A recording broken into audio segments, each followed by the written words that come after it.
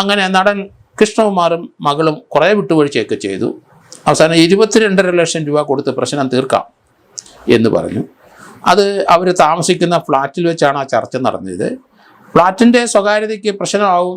ഇവർ 3 പെൺകുട്ടികളും അവരുടെ ഒരാളുടെ ഭർത്താവും മറ്റ് ചില ആൾക്കാരും ഒക്കെ അവർക്ക് വേണ്ടി സഹായിക്കാനായിട്ട് ഈ ചർച്ചയ്ക്ക് അവിടെ വന്നു.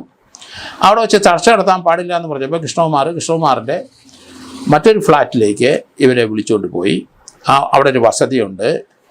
അന്നേരം 2 പേര് കൃഷ്ണകുമാറിൻ്റെ മകളുടെ കാറിൽ കയറി, മറ്റൊരു ജോലിക്കാരി പെൺകുട്ടി അവളുടെ സ്കൂട്ടറിൽ കയറി. ആ സ്ഥലത്ത് പോയി അതേപ്പറ്റി ചർച്ച ചെയ്ത്, അങ്ങനെ പല ആൾക്കാരും അതിനകത്ത് ഇടപെട്ട് ചർച്ച ചെയ്ത് പെൺകുട്ടികളുടെ തീർച്ചയായിട്ടും അവരോട് സഹാനുഭൂതി ഇവർക്കുണ്ടായി. കേസിലത് കുരുങ്ങും. 22.5 ലക്ഷം രൂപ കൊടുക്കണം എന്ന് പറഞ്ഞു. 8 ലക്ഷം രൂപ ഉടനെ കൊടുക്കാം എന്ന് പറയുകയും ചെയ്തു. ഈ സന്ദർഭത്തിൽ അത് കിട്ടാതെ വന്നപ്പം മ്യൂസിയം പോലീസ് സ്റ്റേഷനിൽ ഇവർ പരാതി കൊടുത്തു.